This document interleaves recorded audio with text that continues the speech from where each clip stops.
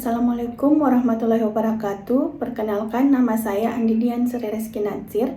Saya merupakan salah satu dosen di Politeknik ATI Makassar, program studi Teknik Industri Agro. Politeknik ATI Makassar merupakan salah satu perguruan tinggi vokasi yang berada di bawah Kementerian Perindustrian dan terletak di pusat kota Makassar. Fokus bidang ilmu yang saya dalami adalah manajemen industri. Adapun mata kuliah yang saya ampu pada program studi ini antara lain digital marketing dan komunikasi bisnis, statistik industri baik teori maupun praktek, workshop aplikasi komputer, dan psikologi industri. Pada kesempatan ini, saya akan menjelaskan metode pengajaran dengan metode DIA, Delivery, Interaction, and Assessment pada mata kuliah Digital Marketing dan Komunikasi Bisnis. Mata kuliah Digital Marketing dan Komunikasi Bisnis merupakan salah satu mata kuliah wajib yang disajikan pada semester 1 di program studi Teknik Industri Agro. Mata kuliah ini merupakan mata kuliah pendukung untuk profil lulusan teknopreneur. Mata kuliah ini mempelajari bagaimana komunikasi bisnis dan penerapan digital marketing pada unit usaha atau bisnis pada sektor industri agro. Adapun isi materi yang diajarkan antara lain dasar komunikasi bisnis, komunikasi antar pribadi, komunikasi lintas budaya, penyusunan pesan bisnis, konsep dasar manajemen pemasaran, serta prinsip dan cara kerja digital marketing. Metode pembelajaran. Pertama, delivery. Materi disampaikan baik secara online maupun offline dan materi pembelajaran tersedia pada e-learning seperti Siakat, Erling, dan Google Classroom. Pada setiap kelas, tersedia grup WhatsApp antara dosen dan mahasiswa untuk memudahkan proses komunikasi dan konsultasi yang berkaitan dengan isi tugas dan materi pembelajaran. Di samping itu, media ajar yang digunakan antara lain berupa bahan ajar berupa PowerPoint, modul ajar yang berisi materi dan tugas-tugas, video contoh kasus, dan artikel ilmiah yang digunakan sebagai bahan diskusi dan studi kasus. Metode pembelajaran selanjutnya, interaction. Untuk menjaga interaksi yang baik di dalam kelas, baik antar dosen dan mahasiswa maupun antar sesama mahasiswa, saya selalu memberi kesempatan kepada mahasiswa untuk mengajukan pertanyaan untuk setiap materi yang belum dipahami dan juga memberi kesempatan kepada mahasiswa lainnya untuk menjawab. Dengan pendekatan problem-based learning, mahasiswa secara berkelompok melakukan wawancara kepada pemilik usaha terkait permasalahan yang dihadapi dan strategi pemasarannya, menentukan saluran promosi yang tepat, dan membuat promosi digital. Agar mahasiswa dapat mengetahui berbagai macam bentuk usaha, saya meminta setiap kelompok untuk mempresentasikan hasil studi kasus mereka dan memberikan kesempatan kepada kelompok lainnya untuk memberikan masukan dan pertanyaan sehingga tercipta suasana diskusi yang aktif. Proses penilaian mahasiswa dilakukan untuk mengukur pencapaian pembelajaran mahasiswa dengan menggunakan rubrik penilaian yang telah ditetapkan di Politeknik ATI Makassar disesuaikan dengan asesmen yang diberikan kepada mahasiswa. Adapun sistem penilaian yang saya gunakan mengacu pada sistem penilaian yang ditetapkan di Politeknik ATI Makassar, yaitu kuis sebesar 10%, tugas-tugas 15%, UTS 35%, dan UAS 40%. Berikut contoh pelaksanaan perkuliahan untuk mata kuliah Digital Marketing dan Komunikasi Bisnis. Selamat menyaksikan. Baik teman-teman, saya rasa kita mulai aja ya perkuliahannya karena waktunya kita juga sudah menunggu 10 menit untuk teman-teman yang lainnya bergabung. Baik, Assalamualaikum warahmatullahi wabarakatuh. Selamat pagi. Waalaikumsalam warahmatullahi wabarakatuh. Pagi, Bu. Oke, jadi di pertemuan kali ini kita akan bahas tentang pengantar digital marketing. Kalau di pertemuan sebelumnya kita sudah belajar tentang bagaimana konsep dari pemasaran. Jadi di pertemuan sebelumnya kan kita sudah bahas soal apa sih itu pemasaran, bagaimana inti atau konsep dari pemasaran apa-apa saja jenis-jenis pasar yang ada. Saat ini kita akan masuk ke digital marketingnya. Jadi, adapun tujuan pembelajaran dalam pertemuan kita kali ini, itu teman-teman diharapkan dapat mengetahui seperti apa pengertian dari digital marketing, kemudian bagaimana manfaat, tipe, jenis saluran, kelebihan, dan kekurangan dari digital marketing. Sebelum saya lebih lanjut menjelaskan tentang materi kita hari ini, suara saya bisa terdengar dengan baik? Bisa, Iya, Ibu. Oke, kira-kira kalau misalkan teman-teman dengar kata digital marketing, apa yang muncul di benak teman-teman? Ada yang bisa? Oh ya, silahkan Nada. Pemasaran melalui media sosial, Ibu. Ya, pemasaran melalui media sosial. Oke, ada lagi yang lain mungkin? Melalui internet. Iya, ya, jadi kalau secara umum betul sekali ya. Secara umum kita bisa mengatakan bahwa digital marketing itu adalah suatu strategi pemasaran di mana kita bisa memanfaatkan media digital, baik itu internet ataupun media sosial dalam mempromosikan produk atau brand yang kita miliki. Sebelum lebih lanjut kita bahas soal digital marketing, saya mau tanya, kira-kira kenapa sih harus digital marketing? Ada yang tahu mungkin jawabannya? Kenapa kira-kira saat ini kita harus beralih atau menggunakan digital marketing? Kalau belum ada yang kebayang, coba ini. Tahu nggak teman-teman, kalau ini data di tahun 2020 ya, kalau pengguna internet di dunia itu mencapai 4,54 billion ya, atau miliar orang. Jadi pengguna internet di dunia itu lebih dari 4 miliar orang.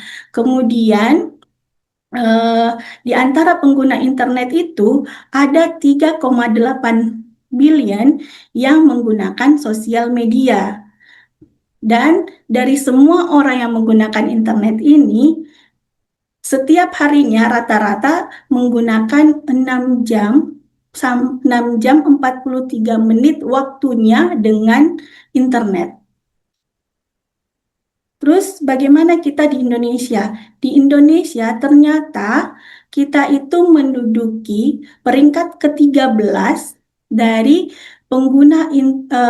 pertumbuhan pengguna internet tercepat di dunia. Jadi kita menempati peringkat ke-13 dan pengguna terbesar yang pertumbuhannya terbesar ketiga di dunia. Orang Indonesia ternyata setiap harinya rata-rata menggunakan internet itu sekitar 7 sampai 8 jam. Bayangkan aja, dari satu hari cuma 24 jam, 8 jam, sepertiga dari hidupnya itu digunakan dengan menggunakan internet. Jadi hidup dengan internet. Gitu nggak sih? Teman-teman, kalau misalkan ada satu minggu kalian tidak bisa mengakses internet, kira-kira bagaimana? Bisa nggak? Tidak, Bu. Tidak bisa ya. Jadi ternyata internet ini itu sudah bagian dari kehidupan orang-orang. Jadi ya seperti teman-teman, saya juga mungkin membayangkan hidup satu hari tanpa internet kayaknya agak-agak repot ya. Padahal dulu orang bisa aja, tapi sekarang kayaknya akan sangat repot tanpa internet. Dan yang paling, ini nggak tahu ya, ini prestasi kayaknya ini suatu prestasi yang kita miliki. Kita itu menempati peringkat pertama loh di dunia. Indonesia itu menempati peringkat pertama yang pengguna yang adaptasinya ke pembelanjaan secara e-commerce itu nomor satu di dunia. Itu kenapa kemudian karena orang-orang atau perilaku dari konsumen ini telah berubah, jadi yang hidupnya dulu nggak kenal internet, sekarang hidupnya nggak bisa tanpa internet, makanya sebagai pemasar kita harus mengikuti bagaimana perilaku dari konsumen ini supaya kita bisa menjadi lebih dekat dari konsumen. Kalau dulu kita kenal pemasaran itu atau iklan-iklan atau promosi itu melalui kalau tidak majalah, surat kabar, apalagi kira-kira yang kalian tahu dulu-dulu tanpa internet. Pemasaran promosinya dapat dari mana? Aulia, coba Aulia. Selain dari surat kabar, majalah dulu informasi suatu produk dari mana Aulia? Promosi secara langsung, Ibu. Ada yang datang secara langsung di rumah ya. Terus apalagi? Melalui radio, Bu. Ya, melalui radio, televisi, iklan-iklan di televisi ya, atau mungkin kita lihat dari spanduk-spanduk atau billboard-billboard yang ada di jalan. Itu dulu, tapi sekarang kira-kira saat ini kalian masih baca majalah nggak? Majalah Tidak. masih Tidak. nonton TV nggak? Tidak. Tidak. Tidak ya. Jadi kalau misalkan pemasar pasang iklannya, promosinya di majalah atau di TV, belum tentu bisa nyampe ke kalian kan. Makanya karena orang-orang sudah beralih semua hidupnya ke internet, makanya supaya kita bisa menjangkau konsumen, kita juga harus bisa tahu kira-kira kalau misalkan sudah di internet ya harusnya iklan-iklan atau promosi kita juga dialihkan ke media tersebut supaya nyampe ke konsumen yang kita inginkan. Itu mengapa saat ini digital marketing itu menjadi media promosi yang sangat penting untuk marketer atau pemasar. Menyambung tadi, mengapa kita harus menggunakan digital marketing? Kenapa harus sekarang digital marketing? Karena dibandingkan dengan media-media konvensional, digital marketing itu memiliki beberapa manfaat yang tidak dimiliki oleh media-media konvensional lainnya. Hyper targeted di sini maksudnya adalah kita dapat menjangkau konsumen kita secara spesifik. Jadi, pernah nggak kalian kayak gini? Googling misalkan pencuci muka, ada pencuci muka baru nih, di googling, tiba-tiba kemudian beberapa besoknya atau beberapa jam kemudian kalian buka Instagram, brand pencuci muka itu muncul iklannya di Instagram, pernah nggak? Ada yang pernah? Atau mungkin kalian pakai iPhone atau handphone Android, tiba-tiba iklan casingnya muncul di media sosial kalian. Pernah atau Pernah, tidak? Ibu. Pernah. Nah, ya, dengan itu, karena dengan digital marketing kita bisa menarget konsumen kita secara spesifik. Kita tahu dengan internet, dengan media internet, kita bisa tahu aktivitas dari konsumen sehingga kita bisa mengirimkan iklan apa yang sesuai dengan konsumen tersebut. Dan di samping itu, digital marketing juga itu measurable. Gampang kita dengan mudah mengukur seberapa banyak yang terlibat dengan atau seberapa banyak orang yang melihat promosi kita. Contoh kecilnya saja kayak gini. Kalau kalian posting video di Instagram, bisa tahu nggak berapa banyak orang yang nonton? Bisa ya? Bisa. Iya, bisa. Jadi bisa tahu nggak berapa orang yang tertarik dengan komentarnya dia? Bisa Bisa, kan? Ibu. Jadi kan kalau misalkan orang tertarik, misalkan dia komen, wah bagus, atau dikasih jempol, kasih love kayak gitu ya. Jadi kita bisa mengukur dengan pasti berapa banyak orang yang bisa yang melihat promosi kita, berapa orang yang kira-kira kalau misalkan itu postingan jualan, mungkin kita bisa lihat berapa banyak yang nanya harganya kakak, DM kakak, kayak gitu kan? Ya, jadi kita bisa dengan pasti mengukur berapa banyak yang terlibat dengan atau berapa banyak orang yang melihat promosi kita. Terus di samping itu, dengan digital marketing, manfaat lainnya adalah namanya two-way interaction. Jadi memberikan antara penjual dan pembeli itu bisa berinteraksi secara langsung. bisa berinteraksi secara langsung, sehingga penjual bisa dengan cepat memberikan aksi terhadap tanggapan atau masukan yang diberikan oleh konsumen. Dan yang terakhir adalah cost efektif. Cost efektif ini kalau misalkan kita bandingkan ya, memasang iklan di televisi dibandingkan posting produk di sosial media, yang mana kira-kira lebih murah? Yang mana? Ayo. Ini khususnya apalagi untuk untuk bisnis kecil ya. Bisnis kecil itu kan misalkan kalau kalian posting produk ataupun posting apa aja di sosial media kalian, kalian bayar nggak? Enggak. Nggak ya? Nggak bayar. Kan bisa dibilang gratis, cuman butuh bayar internetnya kan, yang misalkan bayar per bulan. Tapi setiap berapapun yang kita posting itu kan nggak dihitung kan, per satu postingan.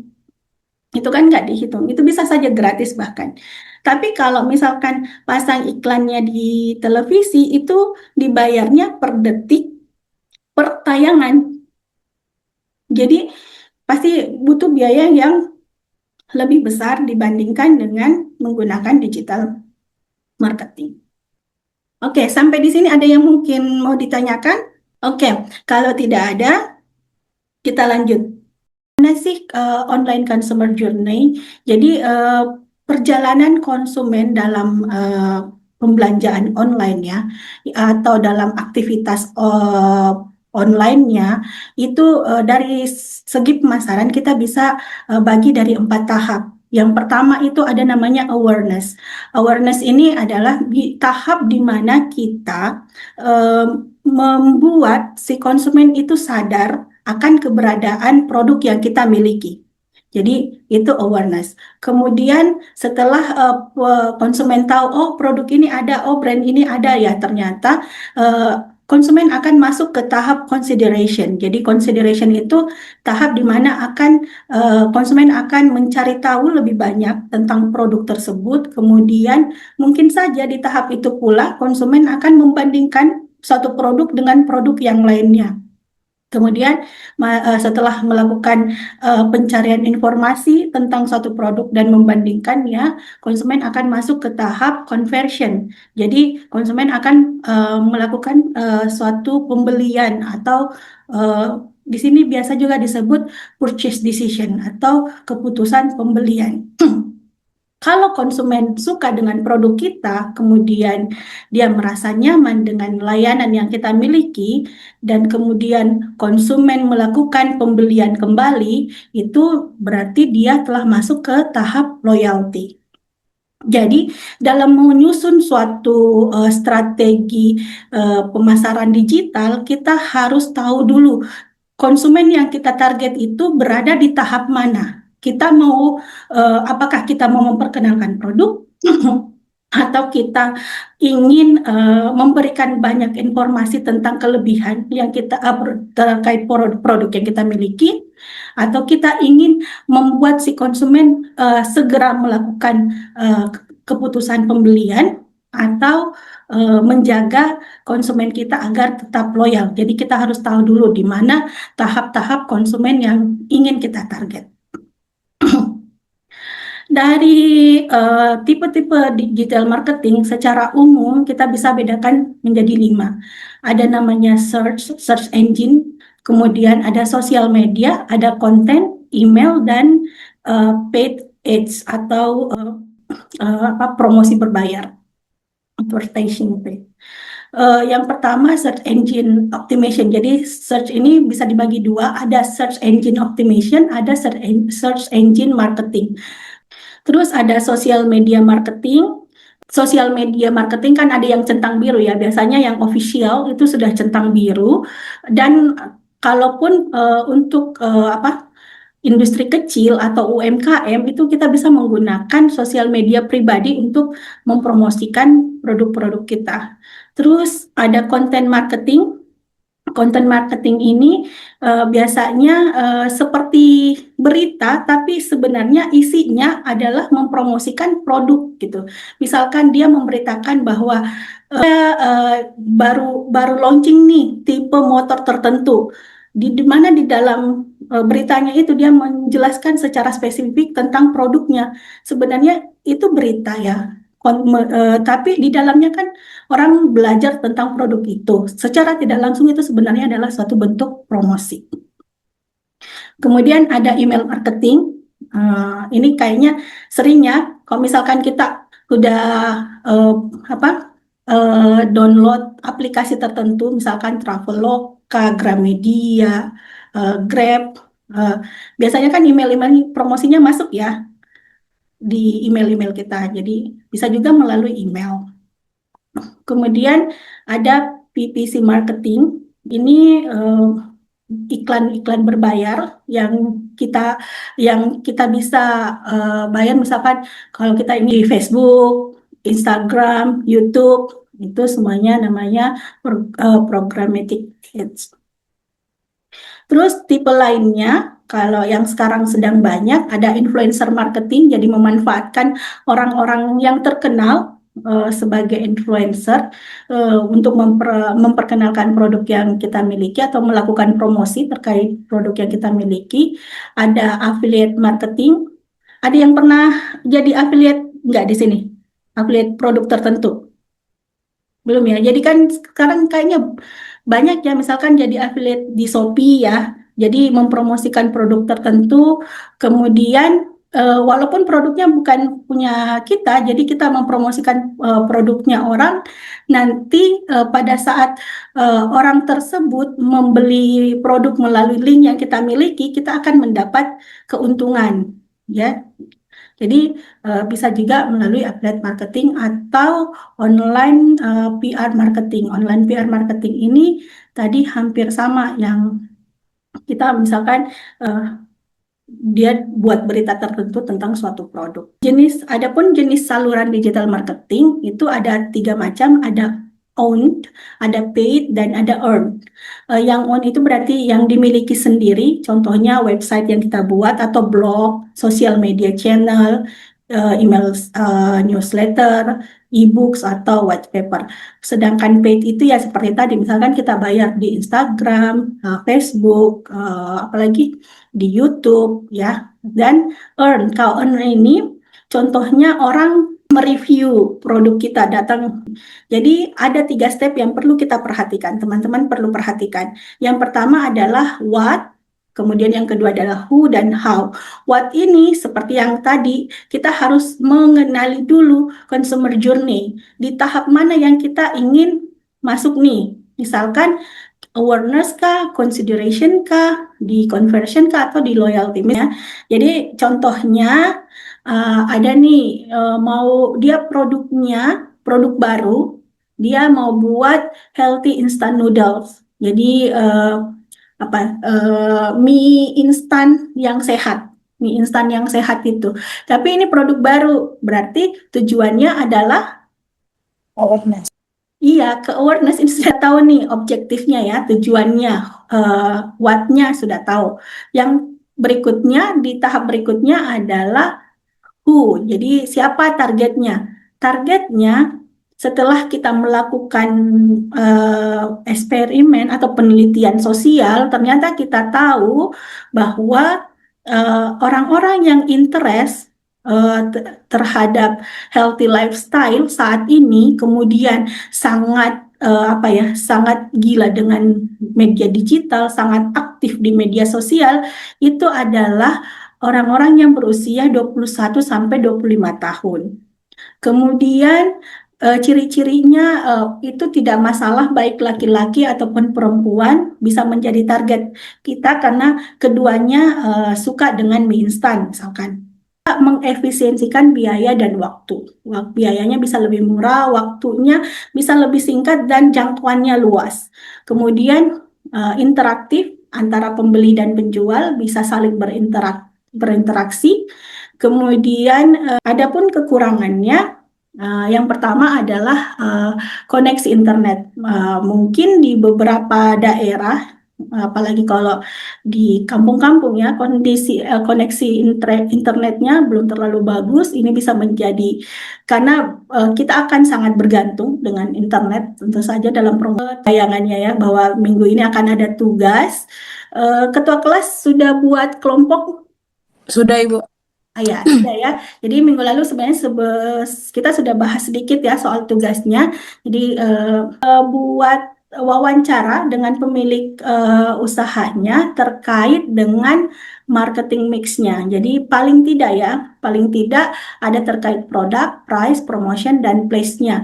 Jadi nanti di sini teman-teman diharapkan teman-teman bisa belajar dari pemilik usaha terkait bagaimana mereka menempatkan produknya atau membuat strategi pemasarannya. Ibu, presentasinya dibuatkan PPT atau tidak, Ibu? Iya, jadi presentasinya dibuatkan PPT. Ada lagi pertanyaan? Tidak ada pertanyaan? Baiklah, kalau tidak ada pertanyaan, terima kasih teman-teman telah hadir dalam pertemuan kita kali ini. Semoga apa yang kita pelajari hari ini bisa berguna untuk kita nanti ke depannya. Saya akhiri saja pertemuan kita hari ini ya. Assalamualaikum warahmatullahi wabarakatuh. Waalaikumsalam warahmatullahi wabarakatuh. Warahmatullahi wabarakatuh. Itulah tadi salah satu cuplikan proses pengajaran yang saya lakukan untuk mata kuliah Digital Marketing dan Komunikasi Bisnis di program studi Teknik Industri Agro Politeknik ATI Makassar. Atas waktu dan perhatiannya saya ucapkan terima kasih. Wassalamualaikum warahmatullahi wabarakatuh.